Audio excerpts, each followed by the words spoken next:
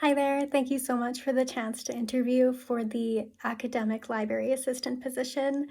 I would love to explain why I'm excited for this position. So, I had achieved my Bachelor of Arts degree from the University of Alberta in 2020. I had majored in religious studies with a minor in English, and during my time at the University of Alberta, I used library services quite a bit. Without them, my journey would have been very challenging, very difficult. Not only were the staff lovely and kind and approachable, they were also incredibly knowledgeable. And I really do love the educational environment of the university. So, after my experience being at the University of Alberta as a student, that is actually what inspired me to pursue the Library and Information Technology Diploma program. And, not only was I able to get help from the staff there, it was able to also help me learn a little bit more about how to be a better student. It wasn't simply going to the staff and they provided the answers. They would show me different databases to search on, as well as where I could look to dig deeper for answers that I was searching for. So it was more so an educational experience, as well as being a very open and kind customer service experience with library staff. A time in which I myself have provided excellent customer service would probably be back with Real Canadian Superstore. I cashier there. I had an instance in which I was manning the self-checkout tills, so it was myself watching over 6 different self-checkout tills. There was a customer that scanned through a bag of dog food that was coming up at a much higher price than they initially had thought. So I went and called the price checker on my work phone and they checked the price. It was determined that the item was placed in the wrong spot for the wrong price tag. The customer, of course, was frustrated with this, and I said, I totally understand your frustration, especially with the price of living nowadays. Every penny counts. So I went to go and call the manager to see if we could do anything a step further beyond this. The manager was not responding on the phone call, so I physically went up to the upstairs office to bring the manager down so that we could all have a discussion face to face, myself, the customer, and the manager.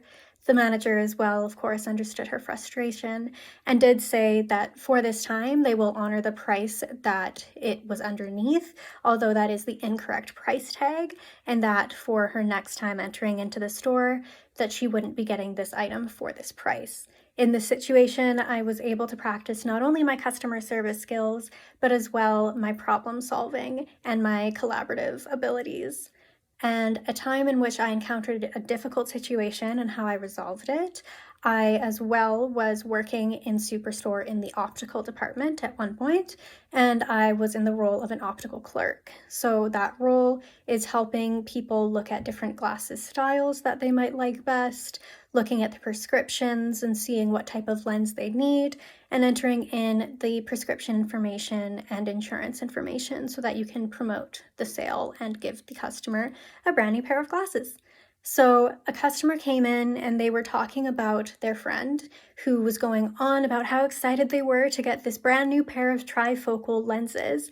And they were such less of a pain that they were used to when it comes to trifocals. So I was trying to look at different frames and picking frames that had like a bit of a larger lens size to account for the 2 lines that will be cut into the lens, accounting for the 3 prescriptions. So that's why it's called a trifocal. So I was choosing bigger lenses, talking it out with the customer, and the customer was kind of looking at me like I had 6 heads.